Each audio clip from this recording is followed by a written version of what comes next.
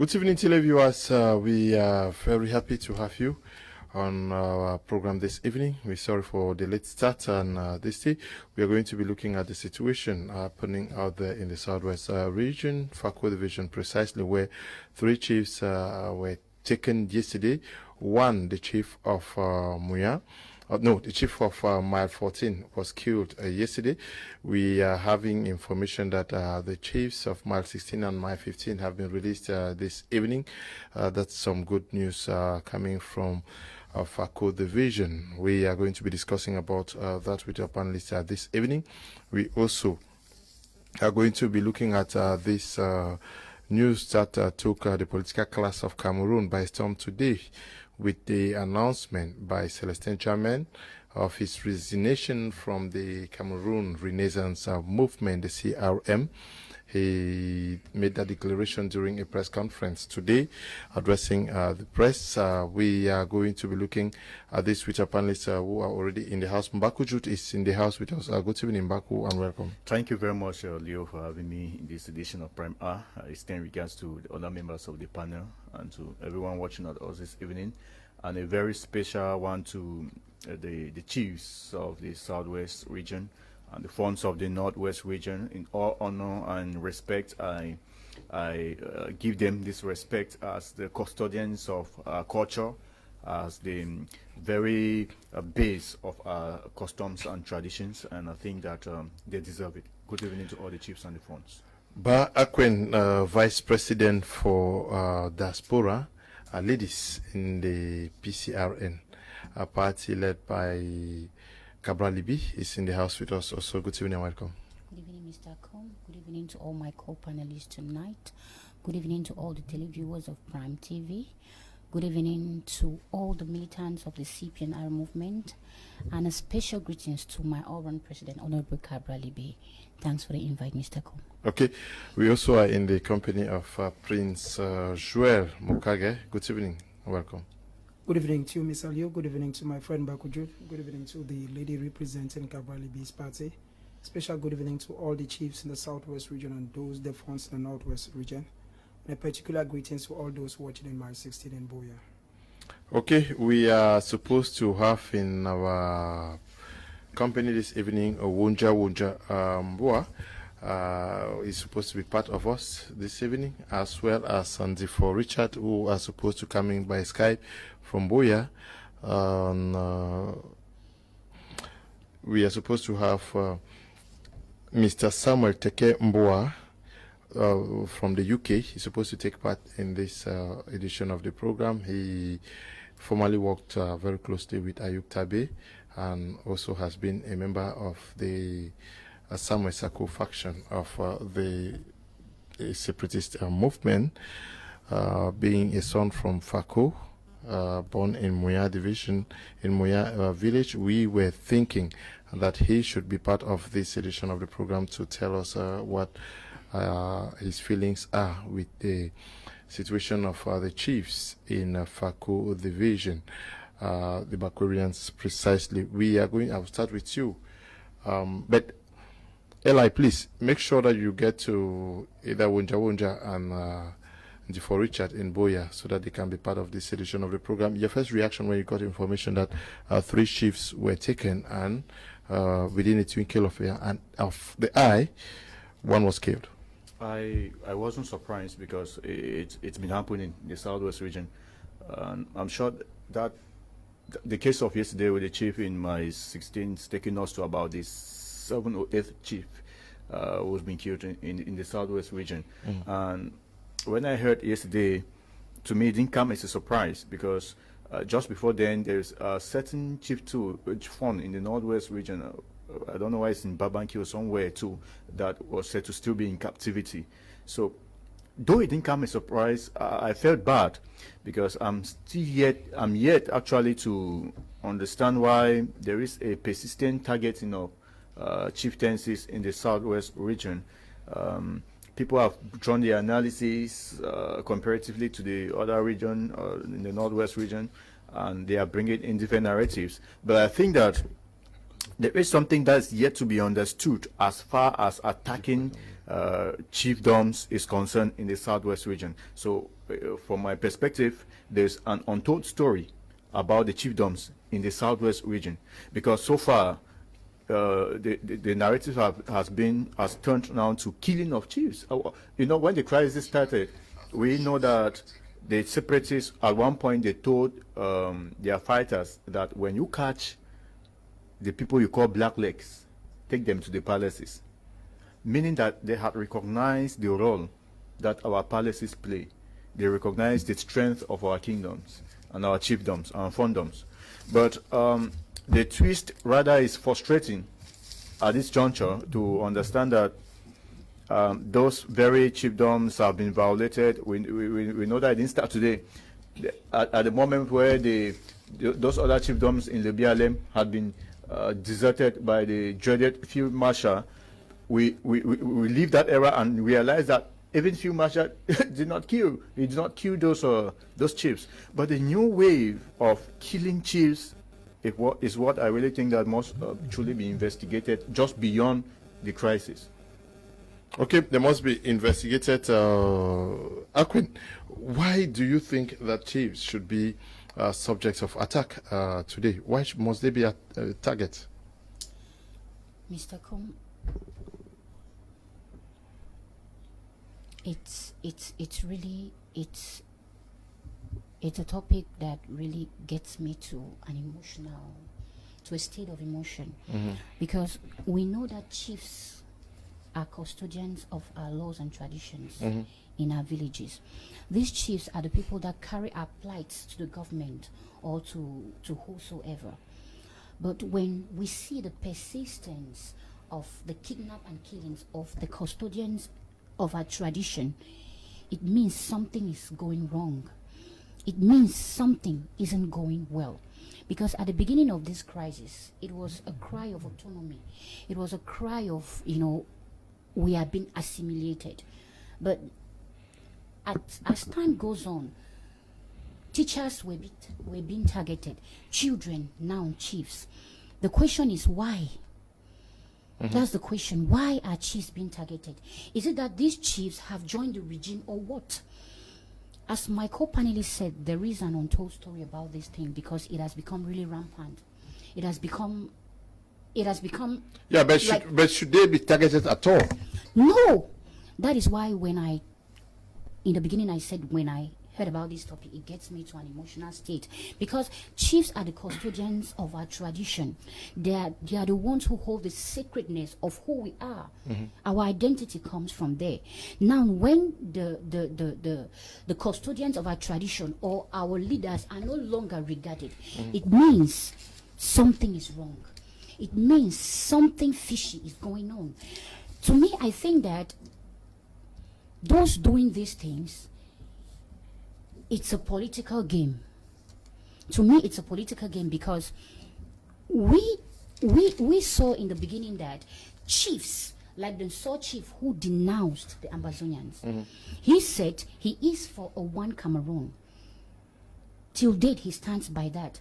So I think that it's a political thing that has gone forward to targeting our sacred custodians of our tradition. It is wrong and I denounce it. Okay, it's wrong and you denounce it. Prince Joel, what do you make? I'm sure this happened in Buea. You were in Buea yesterday. What was the atmosphere like? Sure, Mr. Leo, the information of the demise of the chief of my 14 met me in Buea. And because the interval between his kidnap and his death was just few minutes, because I was actually in my 16 when information came that the chief of my 16 alongside that of my 15 and that of my 14 have been kidnapped. Now when the information came out, where I sat, I think more than 3 or 4 persons cried where I was sitting, because they were not actually expecting it. It was like, why the chief? And even when we left there, I was with another friend, Gibbs Binlo. When we left and went to Moliko, it was still the same story. Everywhere was, why the chief? And as a journalist that I am, Mr. Leo, I struggled to get to what could actually be the motive behind the adoption of a chief and killing. And truth be told, I believe that nobody honestly said something why he was actually taken. And that's why I want to start with my friend Baku Jude when he says that there is something that the eyes are not seen yet. But one thing is but sure, that I see no reason why chiefs should be targeted, because the chiefs remain the custodians of our tradition. And if traditional rulers are now the target of those who want an autonomy, it means that there is a problem somewhere, because a traditional ruler is the number one legitimate person of an area. And these people are those, I believe, that in the years back have been standing very firmly with the Anglophones and the Anglophone problem. And if they say their own children come back, because those who do this as we should be able to say, Mr. Lioda, are those within. Because from what I gathered is that Chief Kmer Ngale of my 14, Zipanda, that he was actually doing the launching of his house. And information had already met the guys. And the lucky thing is that they came in when a majority of the chiefs are not coming already. Okay? But now it means that the person who must have done this had information that this event was to go on, also had information that chiefs were going to come in. Now, when you get the chief, it is true that they say he slumped because his health wasn't the best, but he died while in captivity. And I think if there's one thing one should say, Mr. Leo, is the fact that chiefs should not be the target. When I watch with a lot of dismay how, for instance, the chief of Banto, somebody whom to me has always been, we know that the traditional stool in the Northwest, and particularly that in Banto, is one which is very firm. If children turn around today, because when I call them children, it's not that I'm their father, but I believe that the traditional rulers are their fathers. But when children turn around, not only to kidnap chiefs, but humiliate them, I think that we, somewhere, somehow, somebody is losing the focus of what they call the struggle. And it's not selling the struggle well out there, because somebody who is maybe, say, the East region or the North region or another region, hears that a traditional ruler within a region or within a village where people are said to be struggling for an independence, get to take those same traditional rulers, do not only molest them, but the majority die in their camps. Because this chief, I'm sure, is the second chief that has been killed in amber captivity in the southwest region. That's important. No, not the second. There's a recent chief that was killed around after Buea. Recently, 3 weeks ago, another chief was killed. And then we know that Chief Mbana also died. There's a list of about 8 of them. But Leo, I just wanted to add something to what you're saying. As far as the struggle is concerned, we know that the struggle started because most Anglophones who are agitating say their cultures are being threatened. And one aspect of that culture which we have inherited since 1960, since the colonial days, was our house of chiefs and our cultural heritage. This is something that we cherish as an Anglophone community. It didn't start today. So it's rather surprising. People are rather asking again, this is what you are asking for. Sure. And we know that the decentralization process, which President Biya, I'm not saying it's perfect. I know that the decentralization process which we have, and 2 weeks ago we had elections into the House of Chiefs and all that not. This is a moment where we had expected the Amazonian or the Anglophone community or whoever is concerned about autonomy and independence of British Southern Cameroon or Anglophone to start reasoning from this perspective and start giving some honor to these chiefs and funds. It is really frustrating. And we are a people. We are a people with a rich culture and heritage. We know where we are coming from. When you kill, it's like you're attacking the president of this country and you expect Cameroonians to stay quiet. It's not done. It's not normal. These people who perpetrate these acts, we need the Southwest communities, these communities in the Southwest, they need to get focused. They need to concentrate. They need to wake up. There's something that we are not being told. There's a lot of bias already going out there, which I want to maybe say something a bit about it. A lot of narrative are going out there spreading hate speech, especially between now the two regions, the Northwest and the Southwest region, as far as the chiefs and the funds are concerned. Because there's a narrative pushing through that the funds of the Northwest are being kidnapped by same Amber boys And and released. they are molested and released. But those in the southwest region, these are truths, we must say them. Those of the southwest regions are being kidnapped and killed. So what is happening to those of the southwest regions? But from my personal experience, I have known over the years, and I'm saying this very categorically, over the years I've known that the culture, especially the culture of the grass field, is something we cherish very tenaciously. We don't joke with palaces. Yeah, but We don't joke with palaces. Yeah. And all those boys operating in those regions must be very clear of that. Similarly, the culture of the Southwest people have always known to be that they respect their chiefdoms. There is some mutual respect from every aspect. So there is no, when people begin to push in some narratives that are bringing hate and more division, it is really frustrating at this juncture. So we should put together our efforts and find out what is happening to these chiefs and their communities. Because I cannot be a chief in my community and I have a youth group, I have a youth association, I have many of these things, and people are penetrating from where to come to my party. We should be able to arrest some of yeah, these but these are situations of kidnap because even in the United States of America, with the most sophisticated security devices, we still have persons who penetrate schools and kill persons. So it's practically, we can also say that because the communities have to take care that kidnaps will not take place. No, in America, there are people who penetrate schools and they commit. These boys are boys that stay in these communities. They are not strange. True, they are a special group of persons that have chosen to go the way they are going. But to an extent, there's a degree of understanding that every community understands with the boys who are in those communities. They are not very strange people, I must say. These are guys. So yeah, but Chimbanda was taken in Buea, but if he was taken... No, his own case might be a bit different. No, it's the same. It's the same. He was taken in Buea, but you want to know where he died. Very far off. Buea is almost, in fact, I'm even very saddened that is happening in Buea. That is even urban to an extent. In Buea, my 16 Buea, it's just few meters to the center of the town. And if it's happening in my 16 Buea, then it can really happen anywhere else. So it's really frustrating. And to understand that Buea, this juncture, I had thought that these boys they have stopped their activities as far as Buea is concerned. But it's really okay. I just want to Eli is Mr. Samuel Teke Boa. Is he online?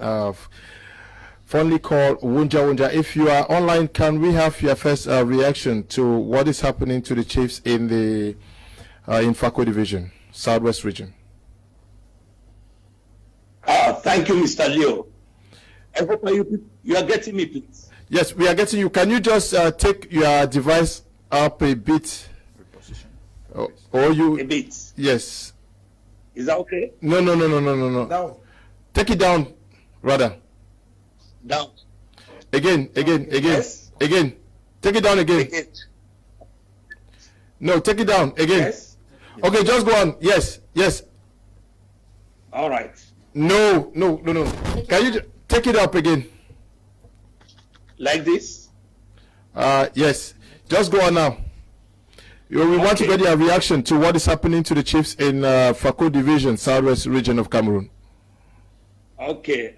Thank you, Mr. Leo. It's a pleasure for you inviting me in your platform.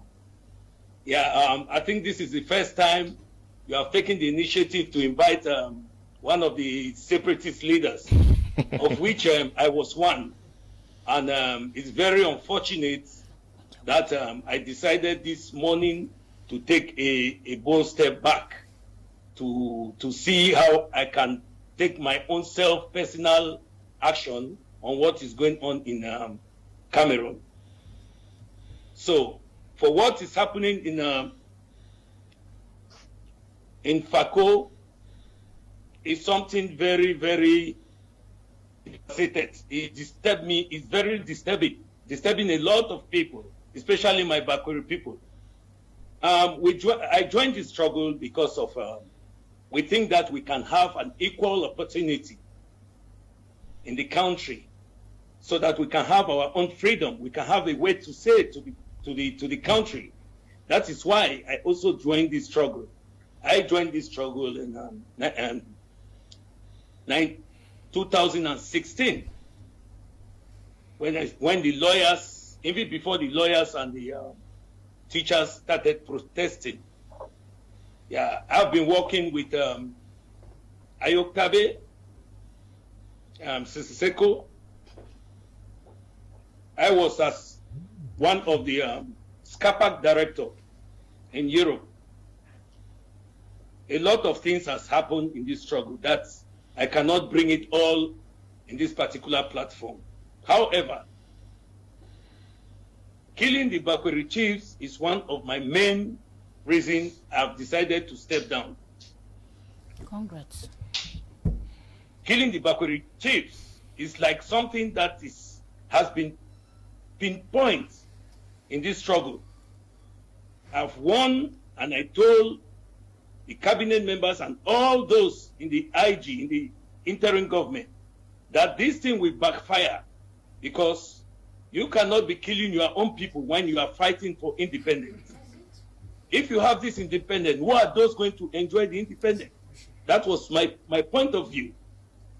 But anytime I come out with something that will be helpful to them, they look at me like a tribalistic somebody, of which I'm not one. I'm just somebody very open. I'm an intellectual. I have wisdom. And I can see what can happen in the future.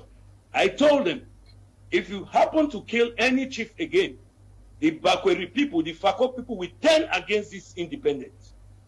That's my word. I told them. It doesn't mean because the Bakweri people are quiet, it doesn't mean they don't know what is happening.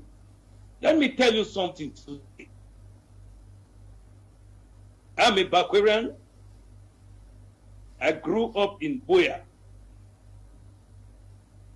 I know the Bakweri culture. I know the people. I know what they can do, what they like, and what they do not like. There are people who don't talk too much. There are people who only take action. It doesn't mean they don't see what is happening. Yes, they have been killing our chiefs. When they arrest them, there's no law not to arrest somebody when you suspect the person. You can interrogate the person and allow the person to go. But killing the person, I will wash my hands, first of all, that my hands are clean. I've not been corrupted. I've never taken money to the government, neither to the IG. I've never. I'm only contributing to see that we have our freedom. But since it has come to the point that a lot of bloodshed to our own people, I have decided to step down. And I've seen that there is a lot of hatred to the Bakweri people. I'll make it very clean and clear. I don't care what people talk about me. You cannot say you are fighting for independence, you are killing some particular people. You choose the people to kill. When something happens, they will only say, is the government, is the government, is the government forces. No, I will tell them no, because I'm part of it. We know what is happening. So I come today to strongly condemn what the Amazonian Defense Forces in Fako is doing in particular. Targeting our chiefs means that they are trying to ban us from coming, or for our people to vanish us from the village or from our own homeland. Why when they arrest any of their own chief or phone, they will allow them to go. That is my problem. My problem is not northwest or southwest or northern zone or southern zone. No. My problem is the discrimination. And I'm thinking that for us having a country, that things are happening now, what will be the future? How will the future look like? If we, the few people in Fako, we are not many, then the multitude of these people come and overshadow us. So we'll be recolonized again. So that's why today I say no, enough is enough. Since they don't want to listen to me, as the vice chairman of the Restoration Council, which is like the parliament, I have decided to step down. Nothing nobody will tell me what to do. It's my personal opinion, as I respect people's opinion. Thank you. Down from where? As what? I'm stepping down from the IG as the vice chairman of the Restoration Council. Okay. So I'm quitting out of the IG. Okay, you're quitting the IG. I'm Yes. moving on to something else. There is nothing I will move on. I'll be a neutral person and I will continue my activism. I was a big activist, one of the first activists in this particular revolution. Don't forget. Before anybody was coming up, I was one of the first. I myself with Lissinger. So I'm not talking because I hate people. No, it's my personal opinion. I've decided to step down because I don't want to involve in blood issue. I don't want it. Now, Sorry. Your decision to step down, Wonja, is taken today. Have you made that known to the members of the IG? Well, I've written a letter of resignation which I have to send to them, but I've sent a voice message to the group, and they've removed me out of the main group, which is the IG group. So I'm happy about it. Yes, it means they don't want the truth. Anybody who comes with the truth, they'll say he has taken money from the government. However, I know I will never take money from the government. I don't need it. I'm an entrepreneur. I have enough which I can support even people from Cameroon. So you can tell me, just thank you very much. If any question, I'm ready to answer. Yeah, Wonja, you are a Bakurian who has been a member of the IG, and this is not the first chief that died. We know of the case of Chief Mbanda and a host of others. Recently, another chief was killed. Have you been called by your brothers from Cameroon asking what you are doing about it? Well, if you go back to my audios and videos, I've been criticizing the idea of killing the custodians of our land, the chiefs, and the funds, or killing those important people who are standing for us. I've been criticizing. And sometimes when I come with this type of criticism, they will only call me a tribalistic somebody who don't like the Northern Zone people.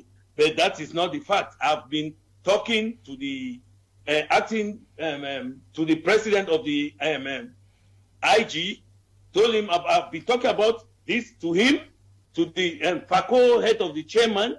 I've talked to all of them. I've talked to them. I said we should not be fighting and killing our own people. Then I think that is not part of my own objective in this struggle. I have my own objective.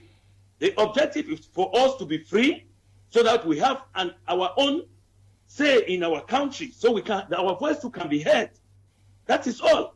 I was not there to kill people or to fight or to blood sharing.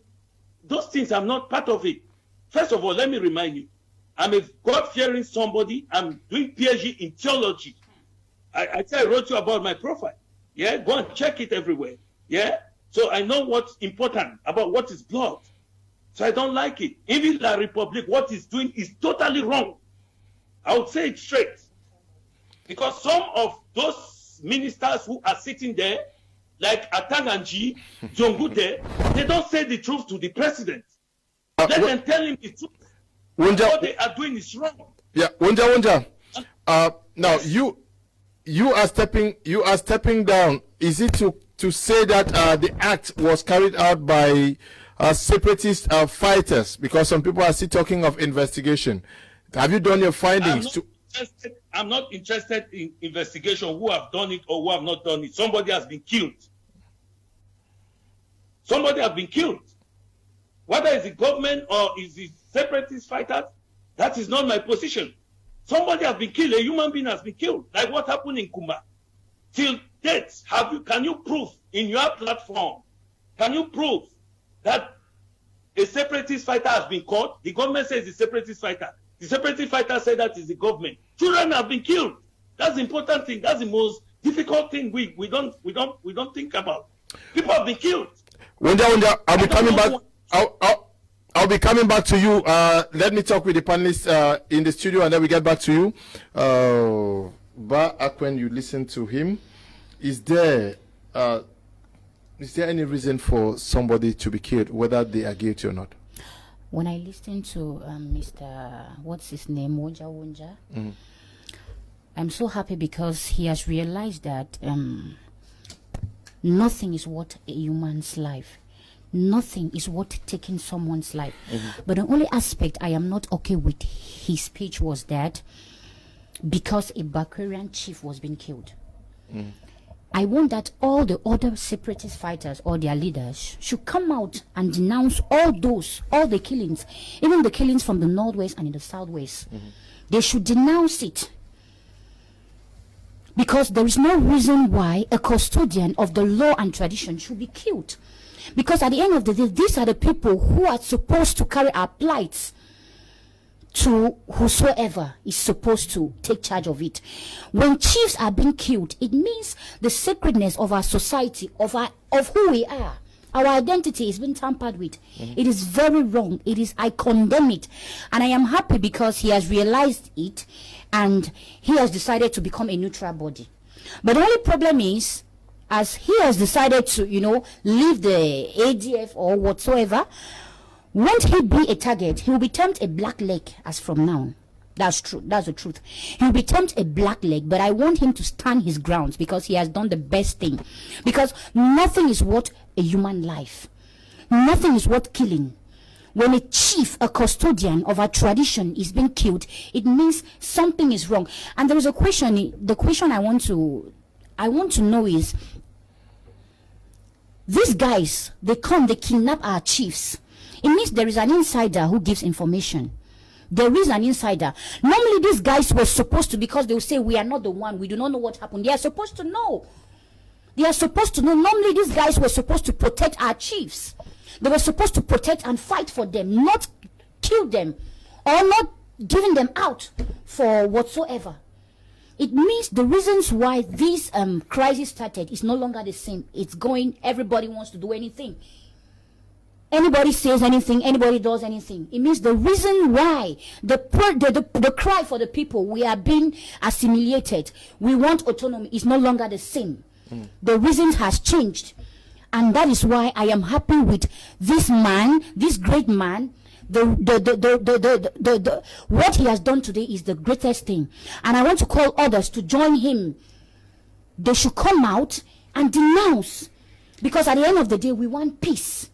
And not only these chiefs, those children who were killed, their lives are important. Those kids, those bambinos killed in Kumba, their lives are nothing is worth killing. No matter the reason, because at the end of the day, if we kill ourselves, because we are not killing those from Yaoundé, we are not killing those in Douala, we are killing ourselves. That's the stupidity in it. At the end of the day, we will be liberated. Who will enjoy the liberation? Who are we fighting for if we are killing ourselves? If these guys would have proven a point, they should go to Yaoundé and fight there. If they say they are fighting for us, you're fighting for somebody you're killing. You're fighting for a kid, you're refusing not to go to school. You're fighting for a kid, you're refusing not to have education. At the end of the day, who are you fighting for? What is your reason? What do you want? These reasons are no longer valid. And I call upon all the others to join him. Denounce these guys. Wash your hands, because at the end of the day, you will give account. You will be held accountable. You will pay for your crimes. You will pay. Okay. Now, is there any chiefs are a village? They are the representatives of the village. A chief is an institution now. Do you think that there is still respect for the crown in the southwest and northwest regions? I don't feel so. I don't think so, Mr. Liu. A chief, like I said, a chief who were to talk about, like the president says, he's the first citizen then of the country, then a chief is the first citizen of a village, because he's the one that carries all the responsibility so far as the village is concerned. He's the one. I want to remember vividly, Mr. Liu, when some of us were growing with my grandpa, who was a chief. I remember that grandpa, they used to have a court. There was a court. Even till date, we still have those things. Once you do something, they take you to the traditional court. They judge you there. And if you're found wanting, Village council, the village council, and they have these questions they always ask you. If you're found wanting, I remember back those time, if it were something involved with witchcraft, that you killed somebody, then you'll be ostracized. In our village, they used to cross 7 rivers and then they leave you go. And there is one person who used to say this thing, and he's a chief, which means that he had the final say in the traditional council. Now, if the chiefs who used to be very, very respected today are a source of kidnap and a source of humiliation, I just feel that traditional rulers are no longer being given their place, Mr. Leo. But there is one thing that is for sure. It's very true that a majority are more of politicians today. It's true, but you don't take somebody's life irrespective of the person's crime. And there is something that is very, very important that I think that we should be able to underline, Mr. Leo. Bakuju started talking about it, and Mola Wonja said something about it. You know, when this event occurred, I was streaming. I looked at what people were saying in Buea, because I was in Buea, and I also was looking at what was coming from the social media. Now, when you listen to what Wonja said, in his statement, he's very categorical. I believe that maybe the televiewers also got it. He says, when you kidnap the other chiefs, you free them. When you kidnap us, you killed. It means that there is this element of somebody who is a kidnapper who is not from that region, or somebody who is a kidnapper who is not a child of that community. Because from what he is saying, and from what I read on social media, I read there's a guy whose name I will not call, those who are on social media, so is a friend who is a colleague in the profession. It's like, my brothers of the Southwest and Bakwarians, it's time for us to rise and say no to this. Now, when you have, this is already, when you listen to him, there is element of division. And if people say they are fighting for a struggle, Mr. Liu, in the struggle, there is nothing like Northwest, Southwest struggle. I believe it's a struggle that has been given a code name, Southern Cameroons. And the Southern Cameroons is somebody who originally is from west of the Mongo. Now, if within west of the Mongo, the same brothers are beginning to fight themselves, if the same brothers are beginning to kidnap their own chiefs and kill their chiefs, I just feel that something is wrong somewhere. And that's why I keep tying with Mbakuju. It's very true that the action has been done already. The person who has committed the act is not an outsider. You will not leave Kumba to come and kidnap the chief of my 14. You will not be a stranger. I was in Buea. I believe you are now in Buea, but we didn't know that the chief was doing a house launching. But he must have told his friends who are chiefs, and he invited his peers who are chiefs that, okay, come, I want to show my house to you guys.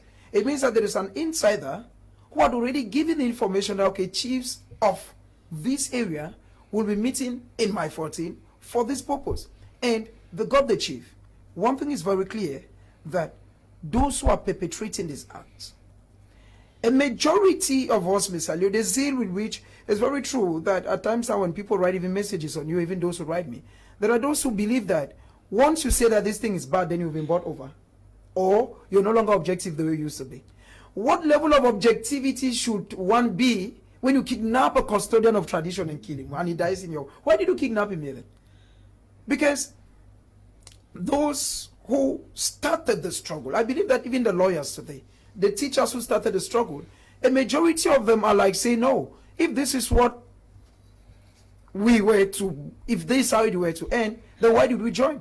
That is someone who just told you, the person you had, who I believe my media prime is the first media organ officially that is announcing his resignation. And this is somebody who had a pivotal role so far as the interim government is concerned. But because of the fact that he feels, just like some of us, that the struggle is beginning to shift. When I left Buea today, Mr. Leo, Buea is where they used to pay 1,000 francs. I paid 3,000 francs from Buea to Douala.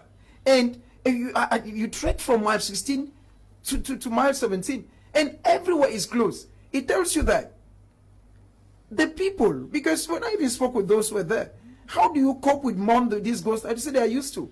It means that the people are dying, but they don't have a choice. Why? Because somebody has imposed their laws on them, and it's really crippling the economy of the country, and it's really crippling even the Southwest. At the end of the day, Mr. Leo, when you lock shops in Buea, those in Douala are opening. Activities are moving. At the end of the day, it's like shooting yourself on the leg. Okay, I want us to get practical.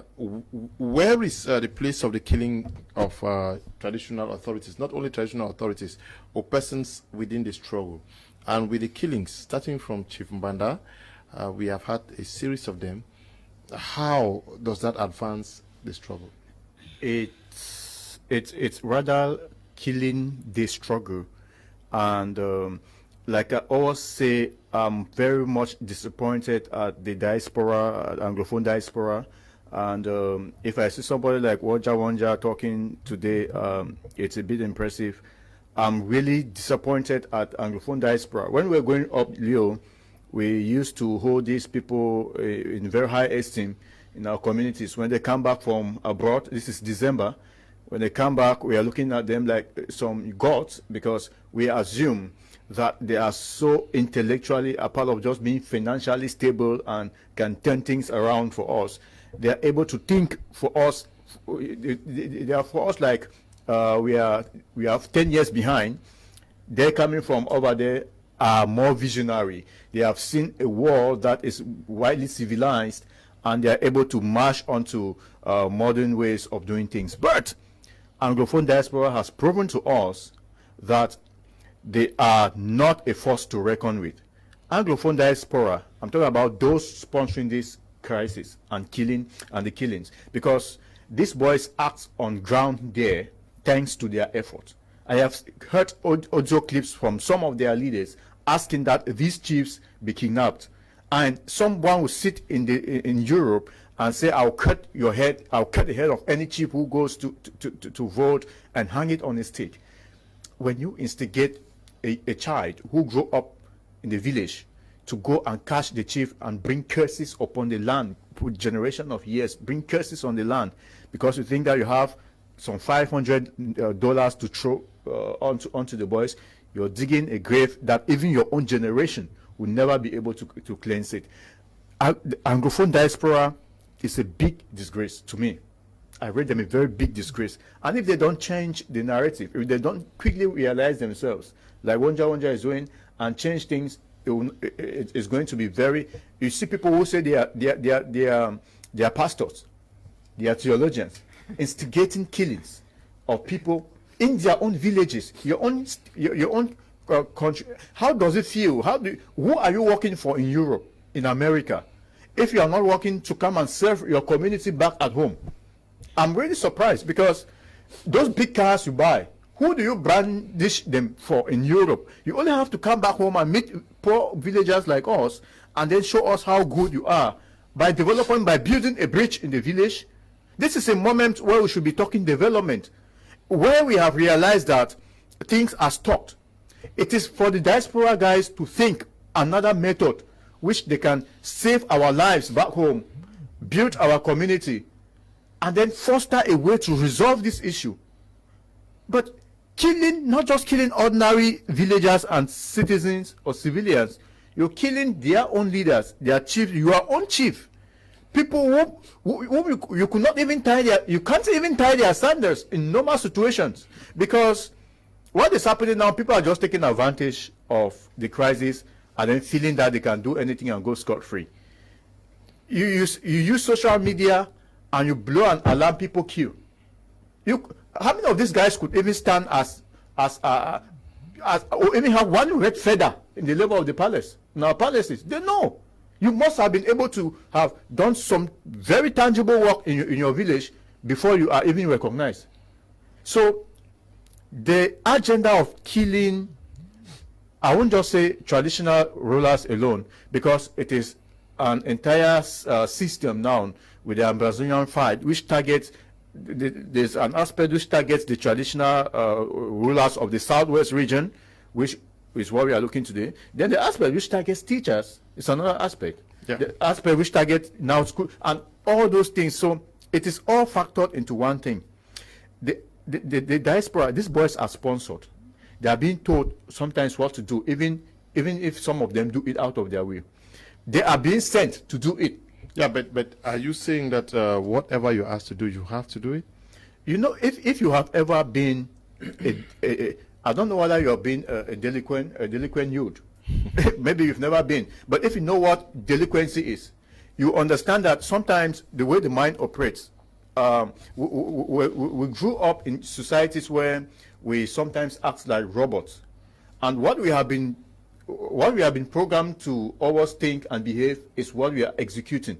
Okay. Sometimes you don't, poverty, hardship, stress, hunger, illiteracy, and all those things, they are already embedded into the subconscious minds of these delinquent youths. These guys who carry arms. If you know the effort, the force of a gun, if you know what it means to hold a pistol, and there is smoke inside him and weed, you can do anything. You're feeling high. If you have ever been to a bar and you're drinking to stupor and you're seeing a chameleon coming to you, like that is the feeling most of them have. So when you send such a person to go do an act, you don't expect such a person not to deliver. They are acting not on their own. They are influenced to act. Okay, Wonja, if you are there, I want to understand where this whole, I don't know whether you have information about it, where is the origin of this call for chiefs to be taken out? Sorry, can you repeat it, please? Yes, I'm asking that, can we understand where this call for chiefs to be taken out is coming from? What has been the objective and what has it achieved so far? Well, can you take it down? Can you take your phone down again, please? Okay. Okay. Or you just shift. Yeah. Can you? Is it okay? No. Can you shift behind? Yeah. Good. Just go on. Like this? Yes. Go on. Okay. Yeah. Your question was about the chief taking out. Was it? What are the benefits? Yeah. Where is it even coming from? Where is it coming from that chief should be taken out? Well, when there is a struggle, you have those people who are really extremists. There are people who have tribal hatred that has been in them for a long time. So when it comes to a point that they kidnapped the first 10 Bakweri chiefs, if you can remember, everybody was saying it was a plan by Kmer, late Kmer, let his soul rest in peace. Then I came out and strongly, and I warned those who did that. So the following day, they were released, and we lost one of our chief, Chimbanda, if I don't make a mistake. Yes. Okay, they were doing that to frighten the chiefs, because the chiefs, they were thinking that the chiefs of the Bakweri people were all were CPDM. I don't know why every time they always look at the Fako people, always in this struggle. Always they will insult the Bakweri people that they are very lazy, they don't want to join the struggle. For the chiefs to be kidnapped is something that is about hatred. It's not because of money. I don't think so. It's because of hatred. They think that the Bakweri chiefs are supporting the present La Republic government, of which the both sides, the southern zone and the northern zone, we have a lot of people from the CPDM, also from the other side. But you will not hear things that are happening in Fako, happening in northern zone, much of that. Don't forget, Frundi was arrested. Exactly. Not so. Frundi was kidnapped. Cardinal Tumi was also kidnapped. What happened? They were released. If somebody wants to argue with me, let them come and say I'm lying. At any time they arrest a Bakweri man, you will get something very dangerous happen. Either he's dead, killed, sometimes they brutally kill them. So it's about hatred, tribal inflation. That is what is happening. And what I don't like is the people, some of you, I will try to categorically refuse some points our last brother said about diaspora. The problem in this struggle is not diaspora, my dear friend. I've been in this struggle from start. The problem in this struggle is the Southern Cameroonians working in La République, those big officials, they are the big problem. It's not diaspora, sorry. Diaspora don't even have that mind to call that ghost town you are talking. Let me tell you, it's the people who have made their mind. Let me educate you people something today. It's the people of Southern Cameroon who have made their mind that things change. We in diaspora here, what we're doing is just to see that we have an effective control of the people, that things should not go the wrong way, like what is happening now. Yeah, but so if diaspora.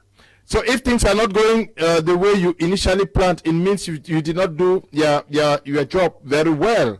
And are you saying it's wrong somewhere? Exactly, you are not wrong. Something is wrong somewhere which was supposed to correct, and they have not corrected. It is going wrong and wrong and wrong. Okay, let me give you an example. The guy who was the defense coordinator in FACO has formed another group that is going against the FACO defense group. So he is the one that can point finger that is doing all those acts. If you people don't know, you are just there, you people are just talking. I'm here, I know what is happening. That is the truth.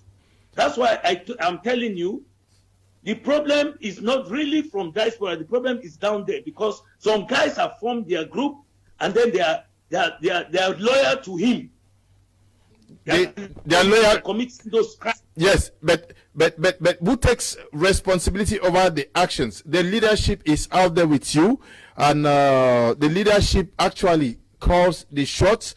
Have you spoken to Samuel Ikomi Sako that you have been working with him? He is from FACO himself. Have you raised this issue about what is happening to the chiefs, the custodians of tradition?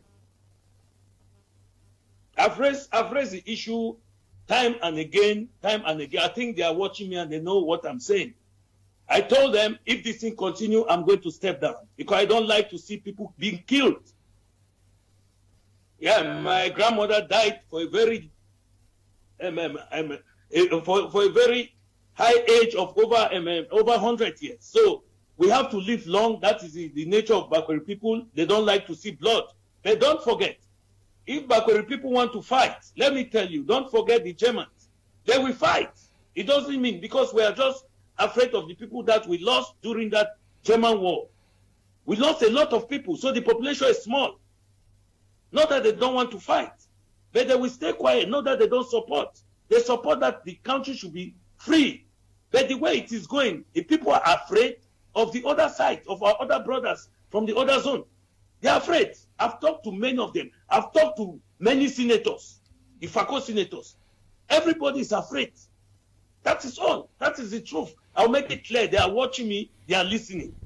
Because I know those who called me. The parliamentarians, they called me. That is the truth. So what I'm just saying, honestly, Mr. Leo, this struggle has to take a different dimension for it to move in the proper way. One, I will not blame only the separatists. Excuse me to talk. I know you would like to cut me because you're afraid of your TV station. No. Let me tell you something. Any word I say here, I stand responsibility for it. I'm not saying anything that would affect you. No, I'm talking something that is the reality of the situation. Because if we don't say it, there will not be a solution. The problem we are facing is the people working in the government. They don't want this struggle to finish. Because one, they are afraid of their position. They have their children in Europe here, in very tough university, paying high money. They are afraid that if they go and sit and solve this problem, maybe some of them will lose their job. They will lose that money. That is all. Yeah, That's the reality. but there are many persons who also accuse you people that you are making huge gains out of what is happening. There are contributions that are done, and we hear every day about corruption accusations left, right, center. You people over there also making gains out of the situation. Okay, thank you for that. I was expecting such talk to come up. I hope the panels are there. Let me tell you something. I will not tell you that there is no corruption in the system of the IG. No, I'm not part of it. I was part of the IG. I've never taken money. I've never stolen money from the IG. For anything corruption, I don't know about it. And for anything kidnap, I don't know about it. But for the reality of what you are saying, I also have been hearing that some of the leaders in the diaspora are the ones sending those guys to kidnap people. I will tell you straight. I will quote Ayabacho. I will quote Tapang Ivo. They have a group, Mark Barata and the rest. They are the one who started this. But to come to the part that I was working, I've not witnessed such thing in the Sako group. Honestly, I've not witnessed it. I have not witnessed it. Are you saying that money that was contributed for my trip to Buea was well managed? We've heard of allegations of gross embezzlement of monies that were meant to. Thank you.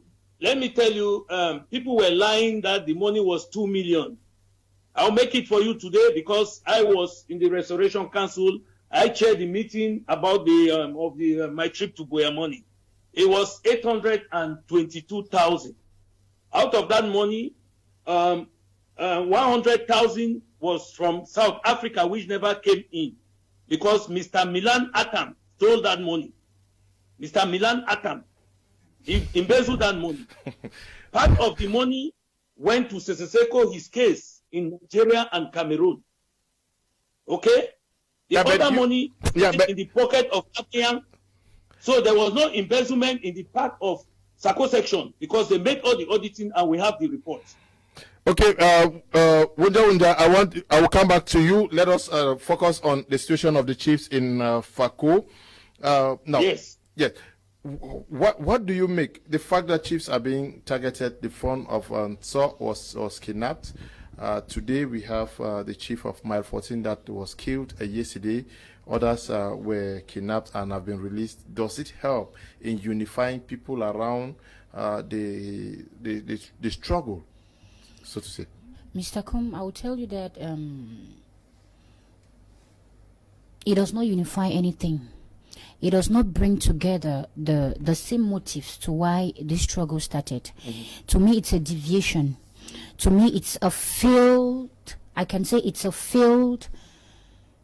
reclamation for me, because it is not normal that chiefs are being targeted. Chiefs are neutral bodies. Chiefs are the custodians of our tradition. Chiefs are the ones who are supposed to carry our plights up. If chiefs are being targeted and killed, they are being kidnapped, it means something is wrong somewhere. It means there is something fishy going down on the ground.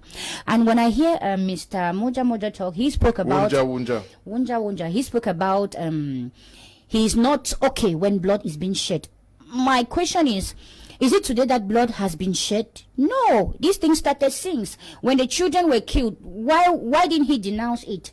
It means there is something wrong. There is something really wrong. He must tell us too. Because children were killed. He did not come out. Those children's lives, are they more or less valuable than that of the chiefs? No. It means there is a problem of tribalism that has come in between those diasporan leaders. There is a problem between them. Now, he said that the problem is not the leaders in the diaspora. The problem is they are these guys. It means they have lost control over what they think they are controlling. There is a problem too. And he said that the problem is some rank government officials who benefit from this struggle. I tell you, both parties, they enjoy this thing. It is a political fight. It is a political measurement of power. There is no good thing there. They are fight. They do not want to come to a compromise. The lives of these people do not matter to them.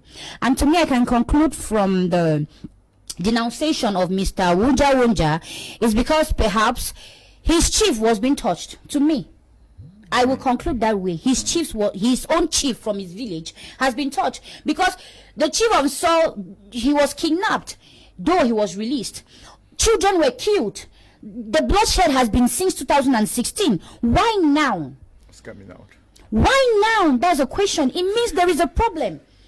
They themselves, these leaders in the diaspora, they are no longer unified. It means there is a problem between them, and they should come out clear. And I am very happy the way this thing is turning out, because at the end of the day, they are going to fight each other. The Bible says the enemy will fight and pack. They will fight each other, and at the end of the day, this struggle will end. Okay. To me. Now, if the palace is no longer safe, Prince Joel, if people can no longer run to the palaces because chiefs are just picked up like flies today, who can say they are safe in villages? Sure, Mr. Leo, I think that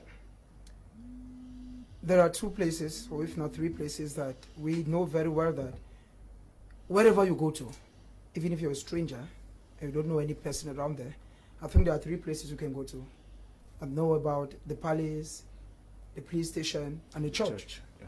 Now, if a palace is that place where people are supposed to go to, where they come in an area they do not master, if chiefs have become the target, then people are no longer safe running to the palaces.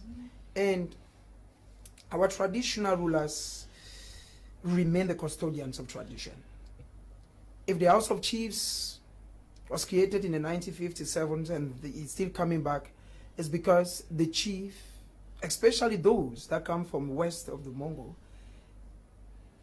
they have this magnitude, they have this respect. But with what is ongoing today, nobody is safe again in the northwest and the southwest region, Mr. Liu. I'm particularly interested in this show because it actually happened while I was there. And the moment this news came out that the chief has been kidnapped and he has died, a lot of persons went into their houses, and a town that was booming, I'm talking about my 16, that activities, I saw things coming up well, it was on a Sunday. Everything died a natural death and everybody was going to their own different houses. It tells you that nobody is safe again in the northwest and the southwest region. And the bad thing about this thing is, those doing this action are not strangers, are not persons who left Sekumba to Buea, are children who grew up in the community, who saw their parents and are coming back to be a thorn to the flesh of their own parents. And there is one pertinent thing. You asked Jude a question like, how does kidnapping and killing chiefs sell the struggle? What is his place in the struggle? What is his place? Because a chief is the custodian of that land. When you kill him, the message you are sending to somebody who may not even come from that area, even from the diaspora or even those of the government, is very simple. That in your own tradition or in your area where you come from, traditional rulers mean nothing. In Mr. Liu, when a woman meets, it's the same case I'm sure in the whole Northwest. When a chief is moving and a woman meets, you meet the chief on the way you're bound to bend, or you take apart until the chief goes through. It means the chief is a whole institution. It's an institution, that's what I'm looking for. It's a whole office that you do not play with. But when you kidnap your own chiefs and kill them, then you're indirectly telling somebody who comes from the East region that in our own land, in our own village, chiefs are no people. We get them when we want. We kill them when we can kill them. And it doesn't sell any struggle. It rather kills the enthusiasm. Somebody who, for instance, okay, look at now what is ongoing. The Buea people, especially the Bakwarians, are like, some people who have come from another region are killing us.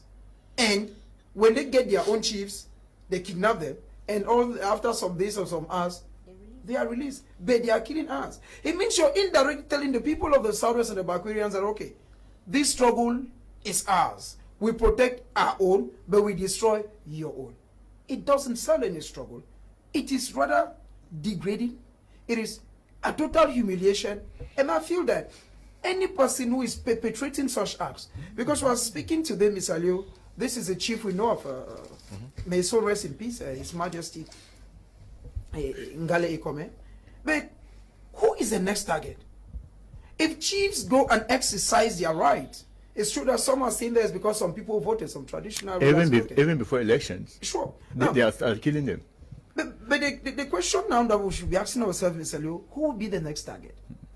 I want to say to any person who is listening, because they are more informed than some of us, that when you kidnap a chief, my brother, and you feel that by killing that chief, according to you, that La Republique will know that you mean business, then you're deceiving yourself. You're deceiving yourself.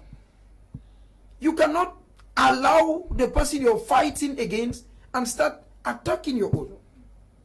A traditional ruler, for the past 4 years, if there are people who have mustered the courage to stay within their palaces, Mr. Leo, have been traditional rulers. Okay. A majority of the elite, political elite, according to them, that is their target. Because if you're targeting, we should be able to say that the struggle is a political struggle. And I do not see the place of a traditional ruler in this whole game.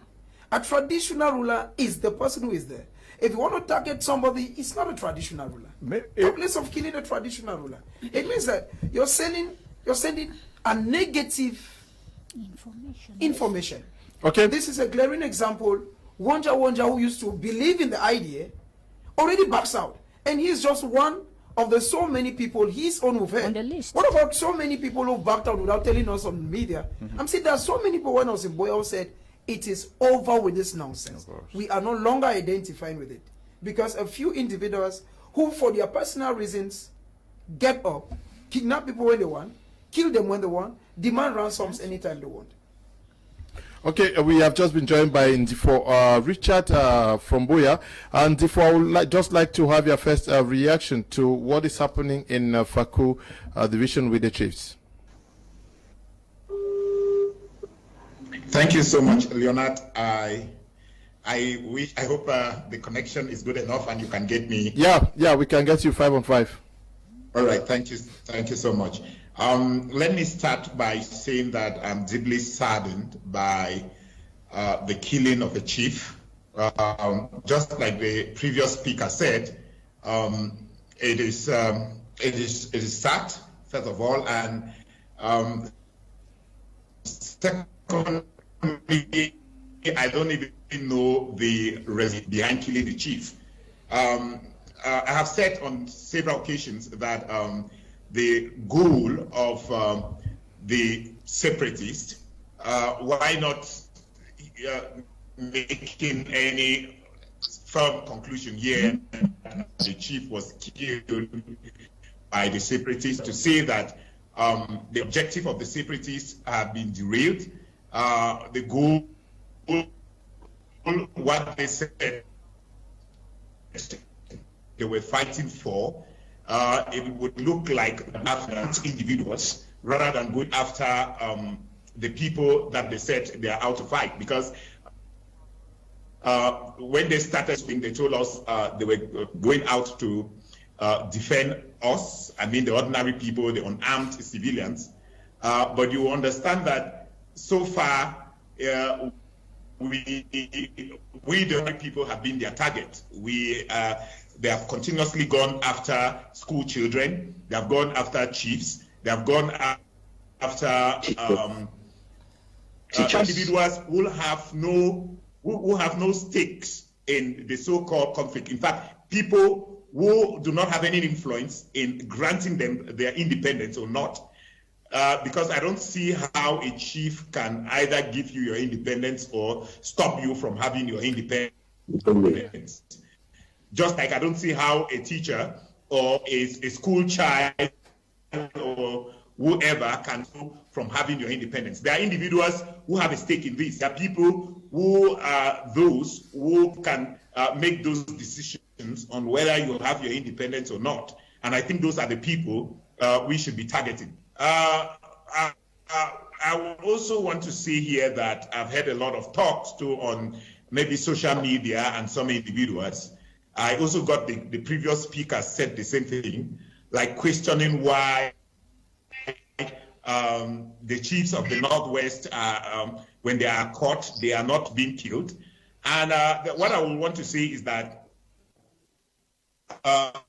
nobody should be killed. No individual should be killed. I don't see how killing a chief in the Northwest or a fund in the Northwest justify the killing of a chief in the Southwest. No chief should be killed.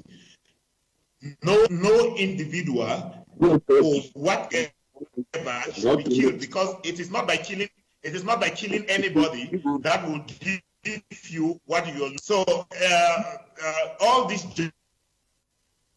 justification of why the fund of the Northwest is not being killed, I don't think that is a good way of arguing this thing out at this moment, because the way I see this is that the conflict is between two groups of people.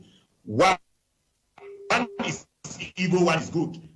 There is the group, there's one side that has no feeling for human life, have no concern for human life. And that group of people, they have another group of people who are concerned about the killings, who are concerned about prison and this madness of killing individuals, unarmed individuals. And this group of people, they include Northwesterners, they include Southwesterners. So it is absurd for us, instead of making this a fight between good and evil, we decide to make it a fight between Northwesterners and Southwesterners. I don't think that is going to serve any purpose, or it's going to serve anybody.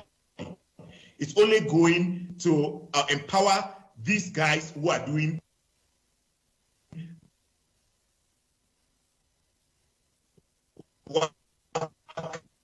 carrying out this evil. Where the individual comes from, whether the individual comes from the Northwest, that doesn't put me in his shoe. Whoever the individual is, I come from the Northwest, but whoever the individual is who carry out that kind of act, or group of individuals who carry that kind of act, the individuals, they should be held accountable for their deeds. You cannot, for any reason, bundle me and put me in the same basket of that individual just because me and the individual come from the same region. It is absurd.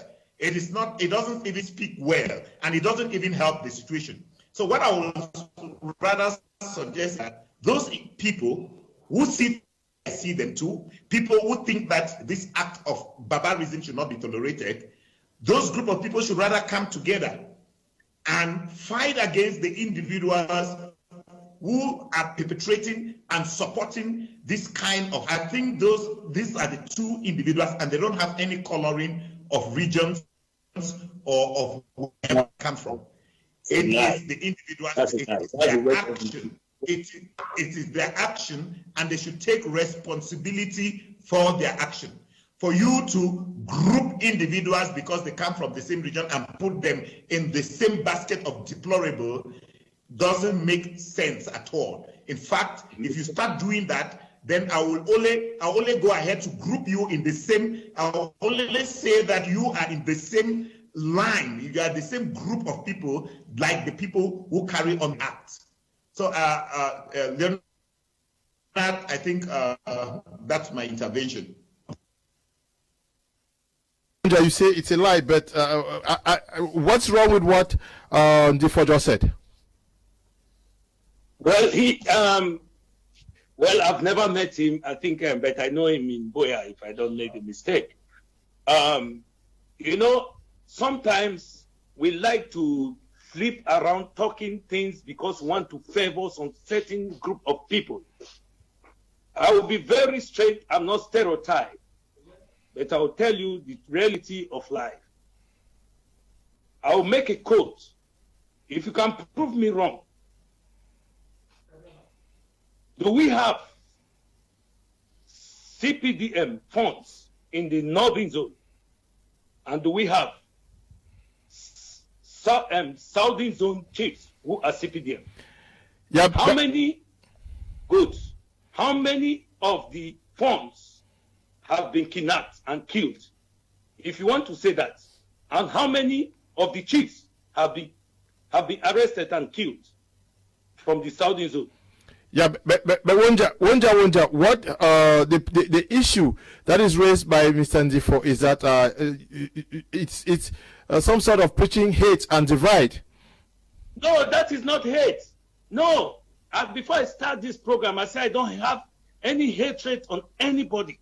I've worked with my brothers. I know the good ones, not everybody. But what is happening in the southern zone in Fako is hatred from the northern zone people. I'm very straightforward. Now, it's not make like this. Wonja, you say it is hate, and you were one of those who was preaching the Ambazonia agenda. Are you saying that a future Ambazonia would be difficult to come by with if today you affirm that there is hate from one side, and should you still persist on the fact that there is hate from one side? I am from the northern zone. I'm not sure I hate you, Wonja. No, I'm not. Let me tell you. My own family is from the northern zone. My real family, my children. Let me tell you, I don't hate nobody. But I'll tell you the reality of life, what is going on. If tomorrow I'll quote it today, put it on your channel, yeah, on your memory. If we have independence today, let me tell you, the southern zone people will be suppressed by the northern zone, whether you like it or not. Okay. That is it. Okay. Leonard, can I just react briefly? Okay. Yeah, very briefly. Yes. You see, Wonja keep making reference to northern zones, and as far as I'm concerned, I don't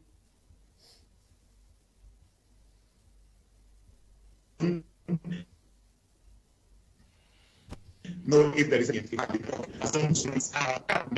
never. You know me, Leonard. You know that right from the inception of this whole idea in 2016, I have never identified with this group of people.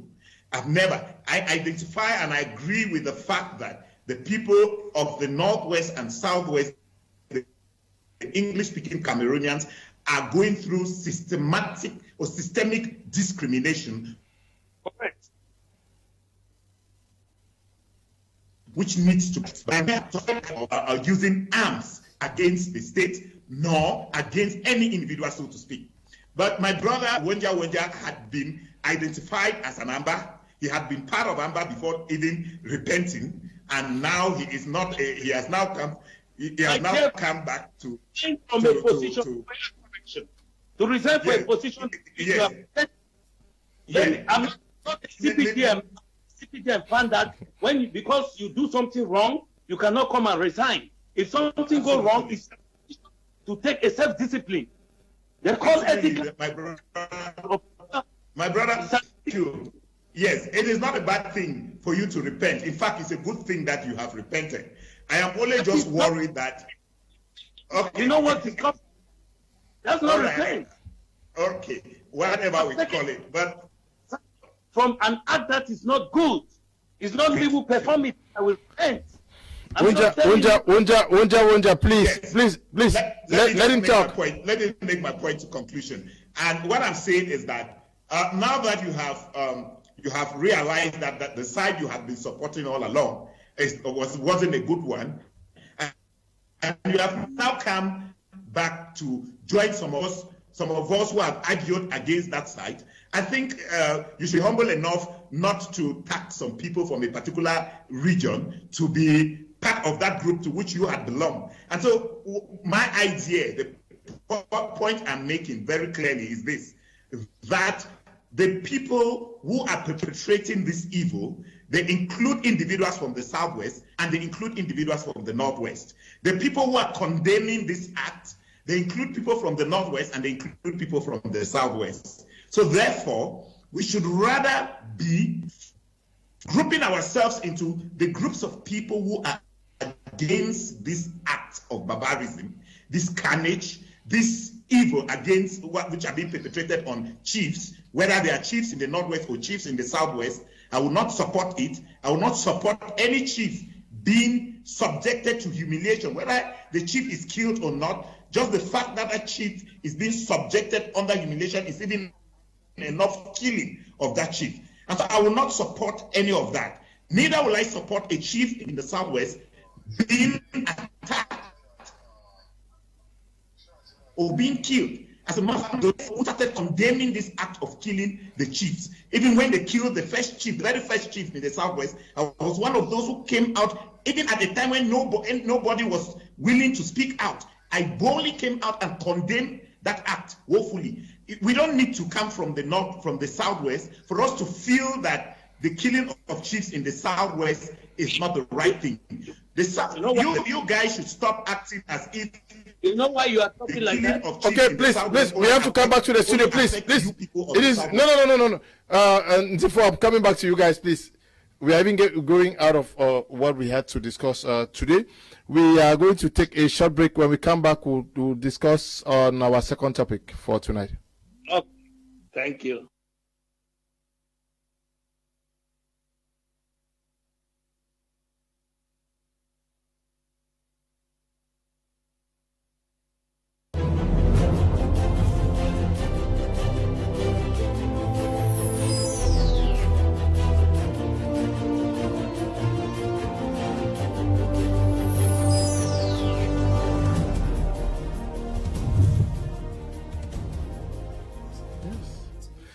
Welcome back.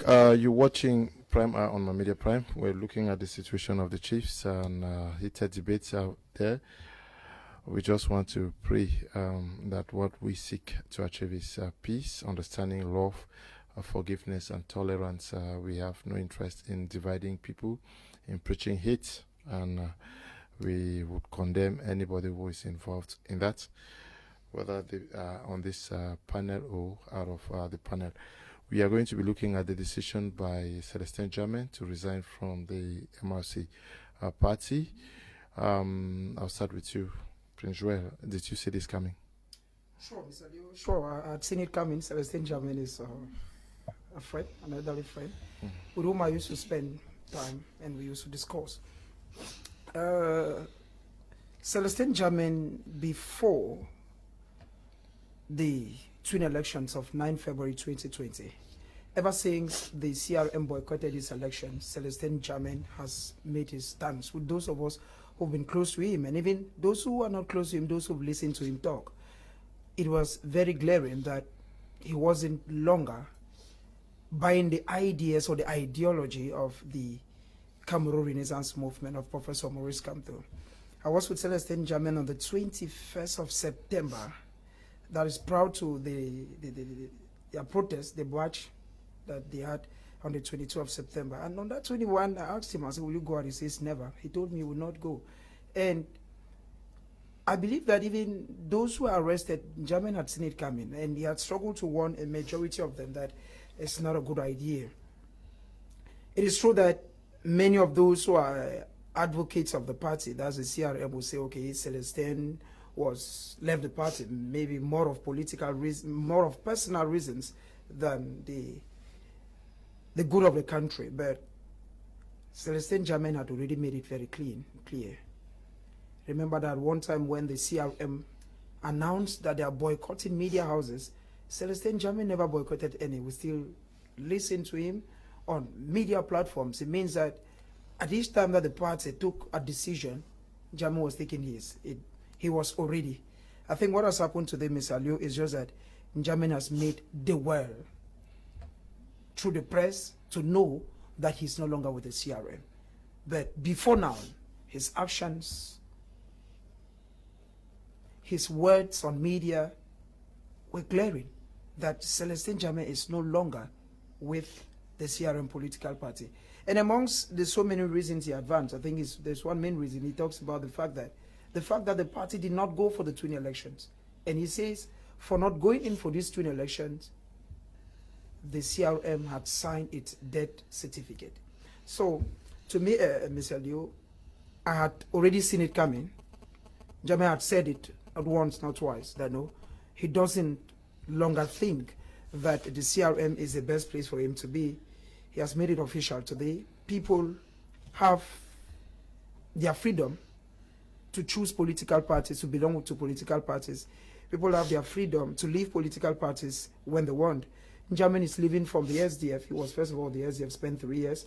Now with the CRM, he has spent 2.5 years, and he's leaving. But I think that if there is something one takes home from what Djamen has done today, it just tells you that politics in Cameroon is something that it's a bit very difficult to decipher whether those who actually go into politics are going for the good of the people or for themselves. Because when you leave a political party to another political party, and from the political party you're still living, maybe to create your own political party or to still join another political party, because he is what the French will call homme politique, he's a politician. But I think that it doesn't serve the politics of our country well, because if the party in power is taking all over the country, it's because of what I'll term this political instability. The fact that those who are into politics, those who are those strong weights, heavyweights, because Celestin Djamen is a big name so far as politics in Cameroon is concerned. Now, leaves SDF, goes to CRM. From CRM today, you say you're no longer with the political party. Then it's just like saying that politics in Cameroon is an issue of interest. Once your interest is not served where you are, then you quit. Okay. Mr. Wonja says the events of independence, the Southwest will be suppressed by the Northwest. So is he against independence? What then is he fighting for? Good evening. This one says, if Wonja is pointing to the northern zone, should stop the calls, please. Should we now believe that he knows the killers? Okay, Wonja, I hope you are taking down the notes. Mr. Wonja says, okay, I took this message already. Good evening, Mr. Leo. I'm Ngwente Sylvester writing from Kumba. My problem is most of your panelists talked and faced you instead of facing the audience or people they are educating. Thanks. Okay, you should talk to the audience through the cameras that are facing you. Greetings, sir. The way I look at this thing, I tend to blame the chiefs because of the infighting amongst them. This is Golub writing from Amanda. You think that chiefs will kidnap themselves? Mr. Leo, good evening. You should select people who you invite on your panel. They can bring, okay, problems amongst us. Pa John is writing from Boya. Good evening. Mr. Leo, the chiefs were told not to go in for the elections, and they know what these guys can do, and they will fully go for it. Chiefs should stay away from politics. Edwin is writing from, okay, from Bangu. Good evening to you, Edwin. Good evening, Mr. Leo. Please don't give airtime to that man again. No, okay. He's preaching hate and divide, preaching racism. Thanks. Cherulan is writing from Amanda. This one says, before the crisis started at the Yaoundé, okay, did not want the idea of creating industries in the Northwest and Southwest regions. They never wanted any development projects to take place in the Northwest and Southwest regions. Okay, you've not signed. This one says, Mr. Ndifo Richard has not scored any point. Let him tell us why kidnapped Northwest funds are not killed. Bisong is writing from Kumba. Nobody should be killed, please. Good evening, Mr. Liu and all the panelists. I sad to hear that our chiefs in Fakwa are being killed. I must say that those guys who committed such acts, okay, you say they are Northwesterners, okay, they are the ones committing all the killings. Waspo is writing from Limbe. Waspo, I don't know if you have proofs. Good evening, Mr. Kum. The man from Boya is right. Isaac is writing from mile 14. Good evening, Mr. Liu. We should not forget that killers of the school children, even the chief, are not known. But no one should be killed. Okay. Wilson is writing from Bekondo. This one says the lady is speaking as if children die only in the Southwest. What about Ngabu massacre? Okay. Good evening to you. Good evening, Mr. Leo. I just want to tell you that the so-called struggle has failed since the Amber Boys kidnapped the phone. So that was where they failed, and anybody that has sent his hand to him will see what will happen to him before the end of the year. Okay. This one says, I'm Desmond from Moliko. It is a bad that the chief is being killed. Very bad. Okay. This one says, the lady in the studio is speaking the plain truth. Courage to her. Can we get the reactions from amongst the families of the chiefs who have released today? Greetings to you, Leonard, and viewers of My Media Prime Television. On the program Prime on the African Eye. Today is Monday. You can see from the street, the main boulevard, from Mile 14, Mile 15 to Mile 16. It's some kind of dry, just some few taxis flying the main boulevard of from Mile 14 getting to Mile 15. At the moment, we visited the palace of His Royal Highness, the Chief of Mile 14, of Chief Ikomi Emmanuel. At the palace, we saw members of the traditional council sitting together to look the way forward as far as the funeral ceremony of His Royal Highness Emmanuel of Mile 14 is concerned. Equally, we're going to be having a word from the Prince of Mile 14. We're going to be telling us what transpired yesterday, the 13th of December 2020. Okay, my name is Kamer David, the first son of the deceased chief, Kmer. It all happened like a dream. Yesterday Sunday was a normal day, a day which he decided that they should come and bless his house. So after the blessing of his house, he invited few of his councillors and few chiefs, the chief of my 15 and the chief of Bolifamba. So when they were all celebrating, jubilating with other visitors we had, it was about 3:22 midday. We all seated. We saw people rushing around, running. Before we noticed, unidentified gunmen appeared in front of the house and they asked of the chiefs. They asked of the chief of my 14, which he identified himself, the chief of my 15, Dokova, he identified himself, the chief of Anglophone, which he identified himself. That was how they asked them to step aside. After that, asked them to follow them. We tried our best to intervene, but it was nothing, because there they had the weapons and everything, with the gunshots which they shot on the air. In fact, it made us to go into hiding. After about 10 minutes later, which of a serious gunshot around the palace, we now came out and discovered that they had gone. Tried investigating around, calling the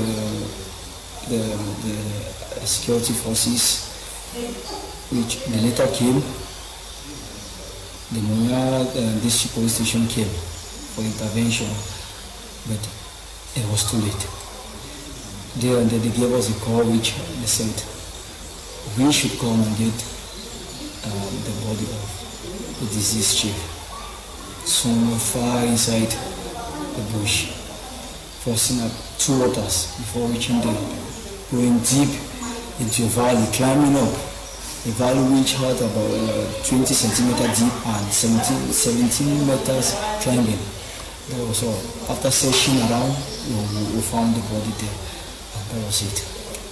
That was the chapter of it. All was lost. That's what happened. That was all that happened. As of now, the corpse is still at the mortuary. Other chiefs were taken away? Yes, other chiefs were taken away. The chief of Buea-Mile and the chief of Buea-Mile were taken away. So far so good. Are you heard anything from them? So far so good, yes. The chief of Buea-Mile, which he is the elder cousin of the deceased chief, my father, has been released, and the chief of Buea-Mile, they have been released. Okay. Thank you so very much. Once more greeting to you, Cameroon, in Season 1 of My Media Prime Television on the program Prime Hour on the African Eye. I'm signing off from the palace of my 14, and I'm heading to my 15. Today is Monday, and it is a ghost town here in the southwest region of Cameroon. I'm using a footpath based on the fact that the main boulevard of my 14 is highly militarized based on the disappearance of the chief of my 14. So I'm heading now to the palace of His Royal Highness, the chief of my 15. Information given to us by the son, the prince of my 14, that the chief of my 15 and that of my 16 have been released. So we're heading to the palace of the chief of my 15 to confirm if truly he has been released. Lunat, I find myself at the palace of His Royal Highness Ewule Emmanuel, the chief of Pokova My 15. At the moment we get to the palace, and we have been informed by the prince and princess of the My 15 chiefdom that His Royal Highness Ewule Emmanuel has gone for a medical checkup. So at this point in time, it is difficult for us to get to the chief, for him to tell us what transpired yesterday, the 13th of December 2020. But as for now, we are signing off, and we are heading to Buea-Mile My 16. We'll definitely be giving you a picture of what is happening at the level of My 16.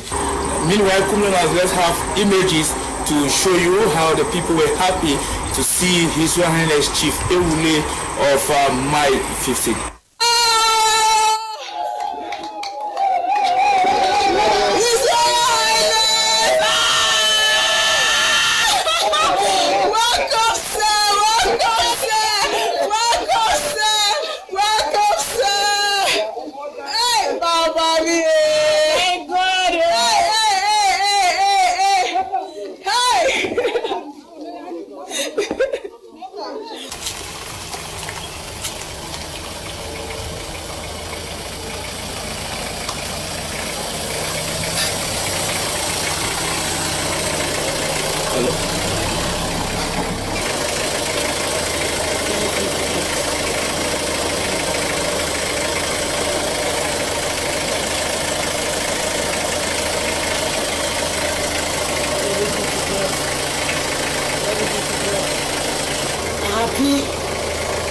Glory be to God in the highest. Because not we are we, we are God the will. Yes. We thank God how we come back to life. In Jesus' name, may God take control. Yes. That is what we package for you on today's edition on Prime Hour on My Media Prime Television, on special assignment to investigate the release of the My 15 and My 16 chief for My Media Prime Television. I am BrigadeAntiSardinard signing off from Buea-Mile My 16. It is bye from this end. Thank you very much, Mula Muki. We had information earlier this evening that the chiefs of My 15 and 16 were released. Thank God we got videos to confirm the information we had earlier on, and also thank you for talking to the first son of the deceased chief of My 14. We pray that his soul rests in peace. I just want us to react to Celestin Djamen's decision. Some people term him as a political prostitute. Yeah, he is. And to say he been in the SDF for 3 years, and MRC, which is considered, MRC and SDF are the two top opposition political parties in Cameroon. You've been within the. I mean, if you don't find your ideology within two main opposition parties, where then do you find yourself? You should just be in the ruling party. What is happening in Cameroon is we have we have political confusion. People are just confused as far as politics in Cameroon, political partyism is concerned. So Djamen is not an exception for me. I see him like somebody who does not understand the fundamentals of party politics. Because if you cannot find yourself within the two most powerful opposition parties, just go to the CPDM, the ruling political party. Yeah, but he raised the issue earlier that politics is all about finding your interest. Well, everybody is a political being. You have the right. That one is obvious. You have the right as a normal human to switch from one political party to another. But now, how rational you do that, considering the political context, is what we are actually looking at here. Now, are you happy within the PCRM that the CRM is being weakened? Well, I will start by answering my opponent. He said that SDF and the CRM are the most powerful opposition parties. Where do you put PCRM? CPNR is a strong political party, and I think it's the best opposition party at the moment right now. As a militant, yes, because you said those are the two most powerful opposition parties. In 2000, from 1990. That's the past. We are talking about statistics now. Just answer the question now. Okay, I'll go back to Celestin Djamen. To me, I'll term him a political prostitute, because you cannot be in a political party for 3 years, you leave one political, because CMR and SDF, they have the same ideology. Their ideologies, they concur. So if you cannot find yourself in these two political parties, it means there is something wrong with you. And I think that Celestin Djamen hasn't found his interest, because politics it's a game of interest. He hasn't found what he wanted, because his problem started when the CRM decided not to go for the legislatives and the municipal. So he said, God, I was supposed to be a député. I was supposed to be a mayor. So his interest was being weakened. So he decided to start boycotting the ideology of his party. So it's normal. It's normal. But to me, I think he's failing. He's going to fall. Because they said, I heard from media that he's going to create his own party. So how strong is his party? How valid is his party? And he went further by saying that CPNR, that prompts communitarian federalism, is a tribalistic political party. Well, I don't blame him. PCRN is also an initiative. It is the product of your national president, Sure. Libya. Are you underestimating the capacity of mobilization power of Celestin Djamen? To me, Celestin Djamen, he's a prostitute. A political prostitute, and a political prostitute has nothing better to offer. He can do nothing. Okay. He's going to make noise, and he's going to gather the few people he will. At the end of the day, he's going to die politically. That's the truth. Okay. Ndifo Richard, your take on this decision by Celestin Djamen to quit the CRM?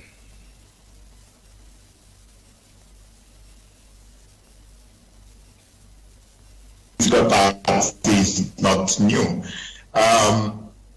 Those are things that have been happening right in history,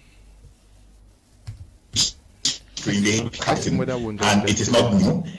It is the ultimate right of Celestin Djamen to choose whether to belong to the SDF and then choose whether to belong to the CRM, and now choosing whether to create it. And first of all, I want to say that somebody raised a very pertinent issue there, that most individuals who join political parties, I would dare say close to 90% of individuals who join political parties don't even know the ideology of those parties.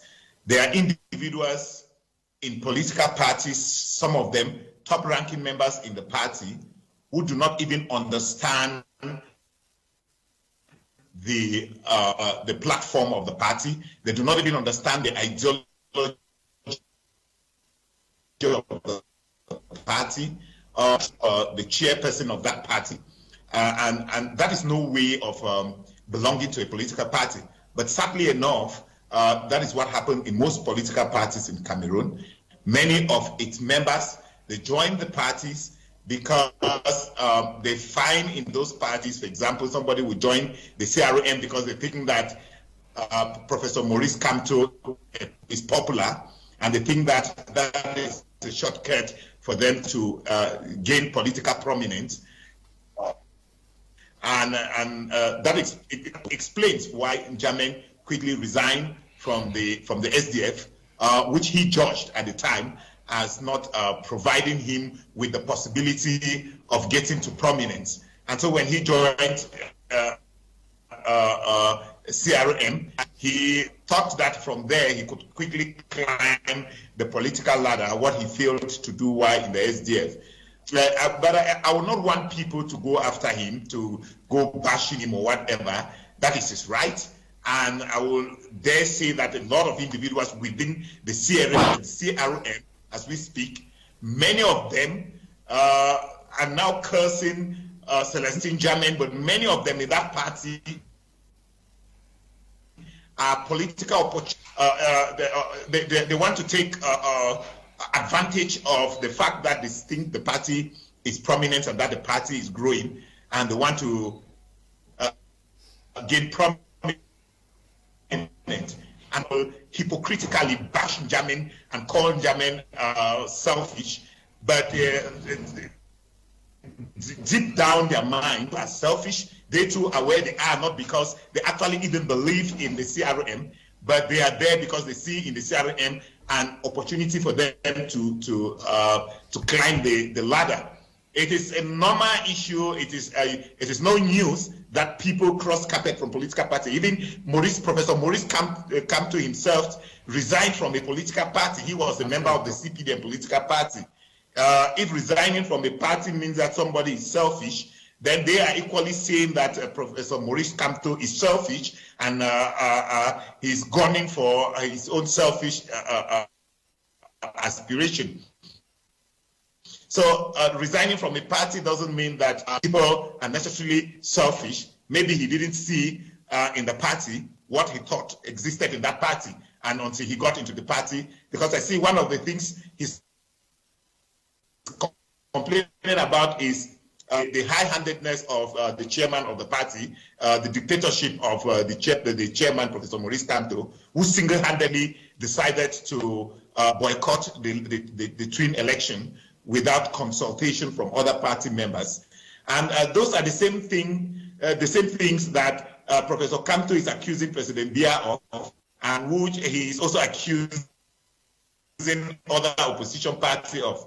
So it is not with the party, and why not resign from the party? It is his right to do so, and so we shouldn't judge or read meanings, too much meanings into his decision to resign from the CRM. I also want to quickly say that the CRM is one political party that initially I thought that it is coming up with something different, but unfortunately the members of that party are exposing a lot of arrogance, and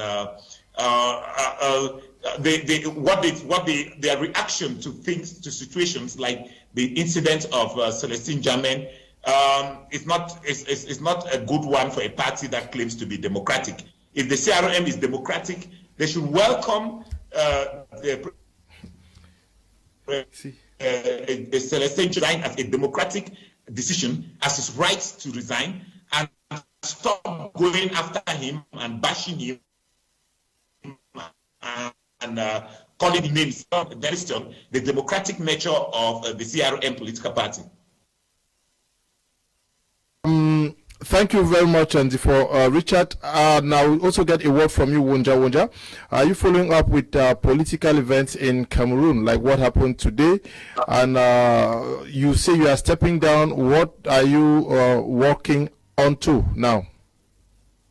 I'm not part of La Republique politics, because what they are playing jungle politics there. I'm not part of that. What I'm not stepped to anything. I'm just a neutral person. I'll continue my activism to see the right direction of what's happening to the southern Cameroons movement. Okay. That's all. I'm a very neutral man. I don't want to involve myself. If I'm out, I'm out. I'm not against the Amazonian independence. No, I'm not against it. No. Cancel me out of that because we started it. But things when it comes to killing, that is where I am not. But I want to ask you people something. Since you people are talking about this problem, I've not heard any concrete solution you people have put to bring to the government to solve it. That is what I'm confused. I'm only thinking you people are blaming, oh, it's Amber, oh, it's La Republique, oh, every day the same song. What are the steps you people have taken? What are the We are not part of any politicking. We are here to debate. Okay. Seemingly, we have an issue there with our connections with Wunja. We hope that things get fixed before the program is finished in the next 3 minutes. Thank you for coming. Thank you very much, Leo, for having me. It's an issue which we could still talk and go ahead, but the reality remains the fact that we are seeing that within 4 years now that we are in this crisis, the crisis is becoming a hydra. We are having different offshoots with different motives and new directions and new forms of ideologies are coming up now. We had a wider platform where two opposite guys were fighting. It has come now to one house now fighting really deep. And it's still going to divide into factions if something is not done very quickly. Now, I want to think that the government should not sit and then fold its arm and clapping that there is division amongst those people. Because that is what government too should be looking at. It should not just sit and say, okay, these people should fight and then legitimize the fact that they have often been saying that Amber is bad. Let them continue looking for more considerable solutions to the legitimate claims of the people of the Northwest and the Southwest regions, so that we bring an ultimate stop to all this. Thank you also for coming.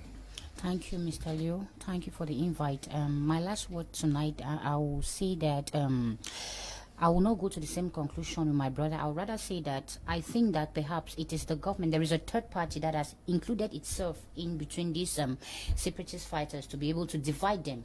That's also a means to maybe quench the problem in the Northwest and Southwest. And to me, I want to tell Mr. Moja that I applaud that he has repented, but his way of repentance to me is not, it's not really boiling down, because you cannot be repenting and now you're giving out hate speech. You're accusing the people from the Northwest. No, you're supposed to denounce every debt. Every debt is important. Okay. Thank you.